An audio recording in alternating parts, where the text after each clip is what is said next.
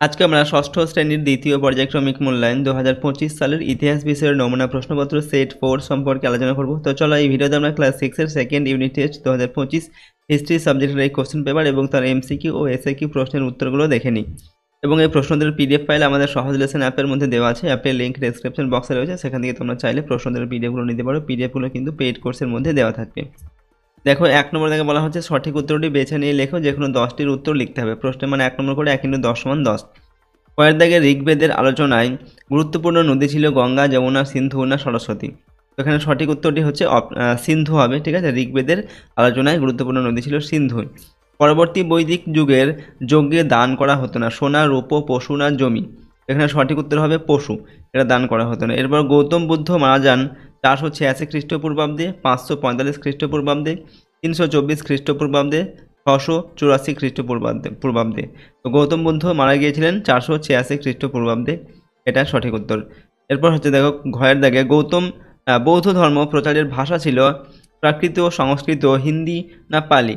তো বৌদ্ধ ধর্ম প্রচারের যে ভাষা সেটা হচ্ছে পালি ভাষা। উঙ্গুর দাগে হচ্ছে মহাক্ষত্রপ উপাধি নিয়েছিলেন দ্বিতীয় চন্দ্রগুপ্ত, রুদ্রদামন, গৌতমীপুত্র, সাতকর্ণী না হর্ষবর্ধন? তো মহাক্ষত্রপ উপাধি নিয়েছিলেন রুদ্রদামন। পরের প্রশ্ন, বেদ এসেছে বিদ শব্দ থেকে। এই বিদ শব্দের অর্থ হলো জ্ঞান, বুদ্ধি, ধারণা, অনুমান। তো বিদ শব্দের অর্থ হচ্ছে জ্ঞান।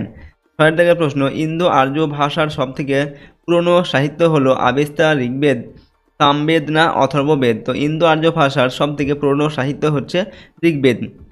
পরের প্রশ্ন, বর্গীয় দাগে একটি অরাজতান্ত্রিক মহাজন পদ হলো গান্ধার, বজ্জী, মগধ না মৎস্য? তো সঠিক উত্তর এখানটা হচ্ছে বজ্জী হচ্ছে একটি অরাজতান্ত্রিক মহাজন পদ। পরের প্রশ্ন, 6 দাগে জৈন ধর্মের মোট তীর্থঙ্কর ছিলেন 21 জন, 22 জন, 23 জন, 24 জন? সঠিক উত্তর হবে 24 জন। ইঙ্গর দাগে হচ্ছে ভারতীয় উপমহাদেশে প্রথম সাম্রাজ্যের নাম হচ্ছে মৌর্য সাম্রাজ্য, গুপ্ত সাম্রাজ্য, কুষাণ সাম্রাজ্য, সাতবাহন সাম্রাজ্য? সঠিক উত্তর মৌর্য সাম্রাজ্য হচ্ছে ভারতীয় উপমহাদেশে প্রথম সাম্রাজ্যের নাম। নন্দবংশের শেষ রাজার নাম চন্দ্রগুপ্ত, ধননন্দ, বিন্দুসার না অশোক? তো নন্দবংশের শেষ রাজার নাম হচ্ছে ধননন্দ। পরের প্রশ্ন, 2 নম্বর দাগে এক কথায় উত্তর লিখতে হবে, যে কোনো 10টি লিখতে হবে এখান থেকেও। প্রশ্নের মানে 1 নম্বর করে 1 × 10 = 10। কয়ের দাগে হচ্ছে কোন শিলালেখে ভারতবর্ষ শব্দটি ব্যবহার করা হয়েছিল?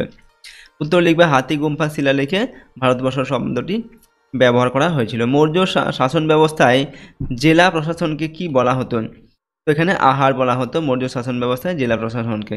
আলেকজান্ডার প্রায় কত বছর ভারতীয় উপমহাদেশে ছিলেন? তো প্রায় 3 বছর ভারতীয় উপমহাদেশে ছিলেন আলেকজান্ডার। বজ্জীদের রাজধানী কোথায় ছিল? উত্তর লিখবে বজ্জীদের রাজধানী ছিল বৈশালীতে। উঙ্গর দাগে কোন যুদ্ধের সঙ্গে মহাভারতের কুরুক্ষেত্রের যুদ্ধের মিল রয়েছে? তো 10 রাজার যুদ্ধ এর সঙ্গে মহাভারতের কুরুক্ষেত্র যুদ্ধের মিল রয়েছে।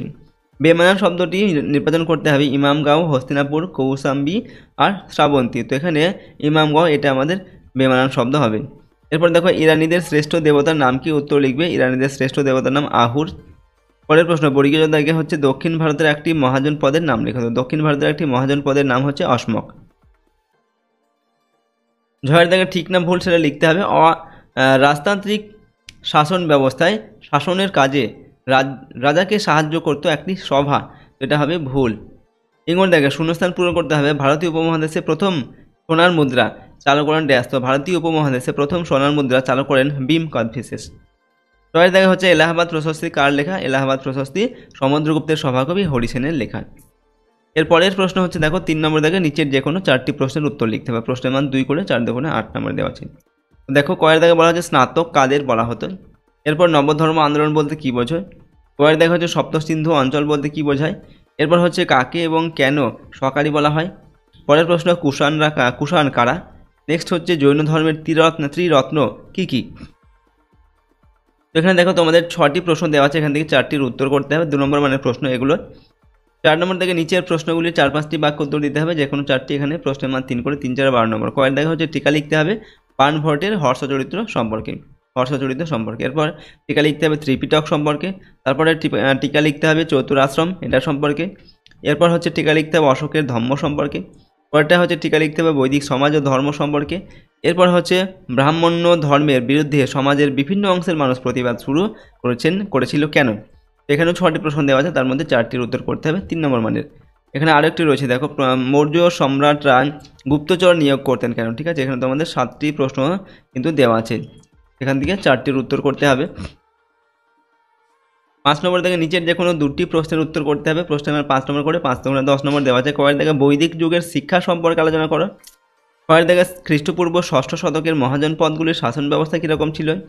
গয়ের থেকে গুপ্ত ও বাকাটক শাসন ব্যবস্থার তুলনামূলক আলোচনা করো। এরপর কী কী কারণে মগধ শেষ পর্যন্ত শক্তিশালী মহাজন পদে পরিণত হয়েছিল তা আলোচনা করো। হর্ষবর্ধনের শাসন ব্যবস্থা সম্পর্কে আলোচনা করো। এখানে 5টি প্রশ্ন দেওয়া আছে দেখো তোমাদের, সেখান থেকে 2টির উত্তর করতে হবে 5 নম্বর মানের। তো এই বড় প্রশ্নগুলো 2 নম্বর 3 নম্বর 5 নম্বর এই প্রশ্নের যে উত্তর সেগুলো তোমরা অবশ্যই কিন্তু প্র্যাকটিস করে নেবে পরীক্ষার আগে। আর এর আগে কিন্তু আমরা আরও তোমাদের 3টি সেট কিন্তু দিয়েছি, ওকে, সেগুলো সম্পূর্ণ উত্তর করে দেওয়া হয়েছে, তো সেগুলো তোমরা অবশ্যই প্র্যাকটিস করবে। তো আজকের এই ভিডিওতে আমরা তোমাদের ক্লাস 6-এর তোমাদের সেকেন্ড ইউনিট টেস্ট 2025 ইতিহাস সাবজেক্টের একটি কোশ্চেন পেপার আমরা কিন্তু এমসিকিউ আর এসিকিউ প্রশ্নের উত্তরগুলো সম্পর্কে আলোচনা করলাম। বাকি যেগুলো বড় প্রশ্ন রয়েছে সেগুলোর উত্তর তোমরা অবশ্যই কিন্তু পরীক্ষার আগে দেখে যাবে। আর যদি এই প্রশ্নদের পিডিএফগুলো পেতে যাও, সহজ লেসন অ্যাপটি ইনস্টল করবে, অ্যাপের লিঙ্ক ডেসক্রিপশন বক্সে দেওয়া আছে, সেখান থেকে তোমরা অ্যাপটিকে ডাউনলোড করে প্রশ্নদের পিডিএফগুলো নিতে পারো। পিডিএফগুলো পেইড কোর্সের মধ্যে থাকবে, ওকে। আর আমাদের চ্যানেলে যদি নতুন হও চ্যানেলটিকে প্লিজ সাবস্ক্রাইব করে রাখবে এবং ভিডিওটিতে লাইক করবে, ভিডিওটিকে বন্ধু বান্ধবীর সঙ্গে শেয়ার করবে। তো আজকের এই ভিডিওটিকে আমরা এখানে শেষ করছি। সম্পূর্ণ ভিডিওটি দেখার জন্য অসংখ্য ধন্যবাদ।